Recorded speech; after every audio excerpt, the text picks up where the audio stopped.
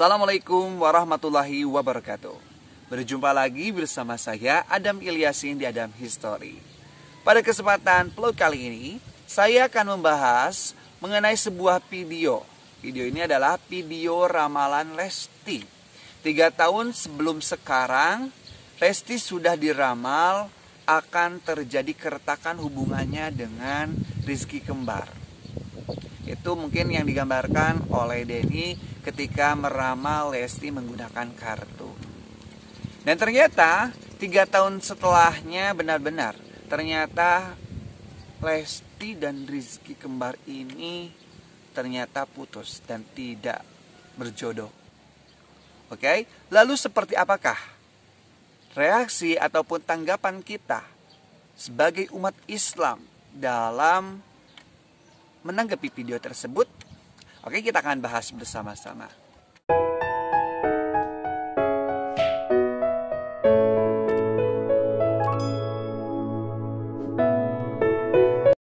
Ramalan adalah hal yang bersifat gaib.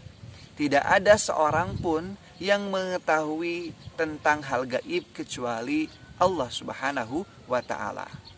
Ramalan ini bukan hanya saja berkenaan dengan keyakinan, tetapi lebih menjurus pada keyakinan akidah, di mana taruhannya adalah keimanan kita.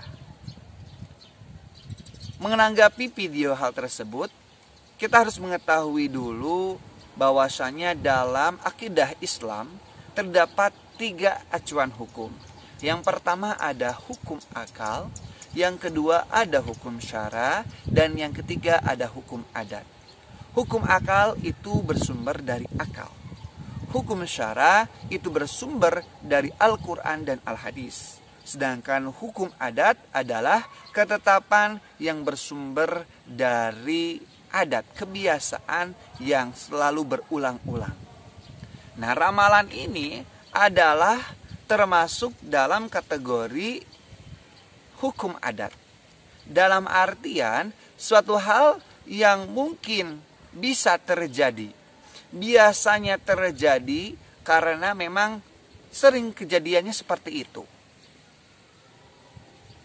Tetapi hukum adat itu ma'asihati takhalufihi, bisa saja berbeda dengan kebiasaannya.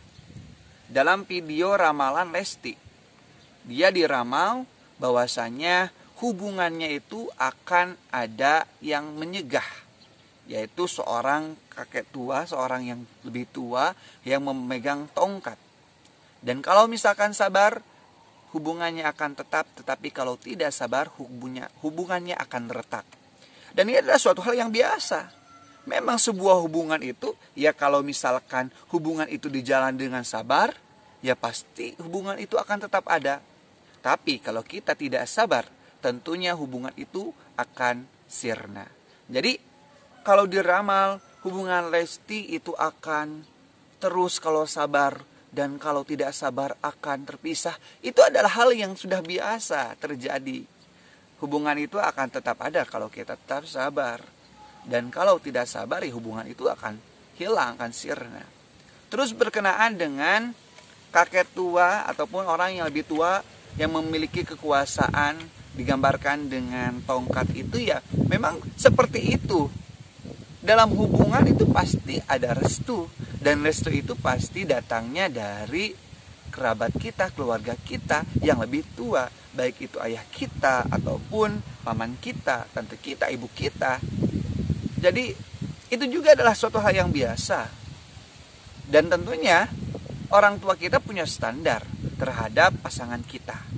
Jadi kalau dikatakan apa yang disampaikan oleh Bapak Denny untuk meramal Lesti itu adalah hal yang sangat biasa sekali.